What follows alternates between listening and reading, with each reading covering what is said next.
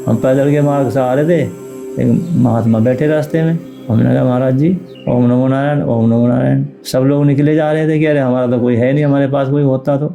मैंने कहा जी ऐसी क्या बात है? कह रहे हमारा होता तो हमारे पास बैठता, सब भागे जा रहे हैं, हमारा कोई है ही नहीं। वो खुद ही बैठे भोलेनाथ जी रास्ते में ही। हमने झाँक कर देखा, उनकी चीले में धनिया रखा साबुत हरा। मैंने कहा सूखा धनिया कहाँ से आ गया यहाँ पर महाराज जी? कह रहे बस आ गया, बस चिलम में गांजा की कह रहे जगह। आ गया है तो। अरे हमारा कोई होता तो हमारे पास बैठता। हमने कहा जी बात तो सही कह रहे हैं आप, अब तुम भी जा रहे हो भागे भागे कोई। पहली बात तो मंदिर में भोले बाबा रहते नहीं, वो तो बाहर बैठते हैं, जाओ भाई क्या लाया, और सब तो उनको देते नहीं, भिखारी बैठे रहे बाहर, वो तो भिखारी बन के बैठ जाते हैं। पता लग रहा है राजा बन के थोड़ी बैठते हैं, फिर कौन देगा, कौन मांगेगा। अब जैसे मैंने कहा भोले बाबा दर्शन नहीं दे रहे, अब तो सावन निकला जा रहा बार बार, अभी लाइन बिजी चल रही है बहुत ज़्यादा, अभी दर्शन नहीं होने के। मैंने कहा आज दर्शन होने चाहिए।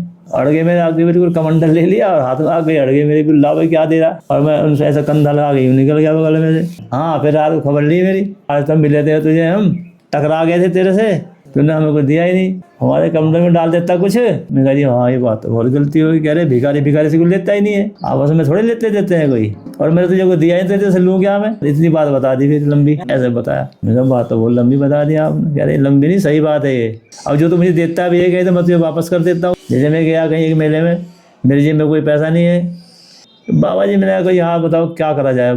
तो फटाफट एक आया सामने से भगा, तो उन्होंने मेरी जेब में 500 रुपये डाल दिए। अच्छा अब कहाँ से आ गए वो?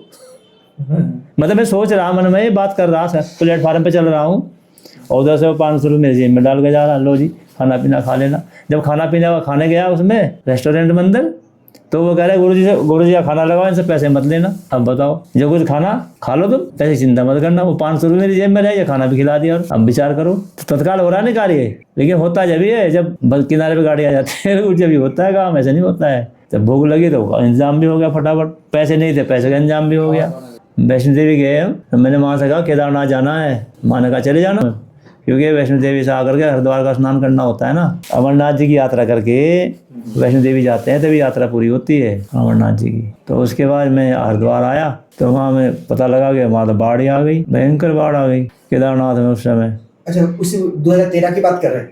हाँ फिर सीधा मैं नीलकंठ ही आ गया। नीलकंठ आया तो भाई स्थिति बहुत ज़्यादा ख़राब हो रखी थी। मैंने कहा भोले बाबा इतने जीव जंतु मारे जा रहे, इतने पहाड़ गिर गए, इतने अक्षति हो गई है, थोड़ा शांति कर दो। भोले बाबा ने कहा इतना अतिक्रमण कर रखा है गंगा ने, गंगा के अंदर, उसको भी साफ करना जरूरी था। थोड़ा सा मैंने बाल हिलाया, हल्का सा थोड़ी चटाई हिलाई हल्की सी, छोटा सा मैंने थोड़ा हल्का सा इशारा दिया है, इतने में समझ जाना चाहिए। कितनी गंदगी फैला रखी थी, बहुत बुरी गंदगी हो रखी थी। वो गंदगी को साफ कर दिया उन्होंने। हाँ मैंने कहा यहाँ तो थोड़ा शांति कर दो फिर।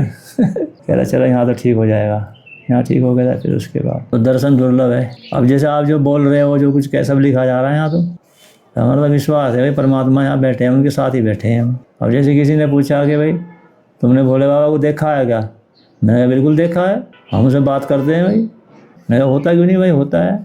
शिवलिंग में से आवाज़ भी आती है, दर्शन भी होता है।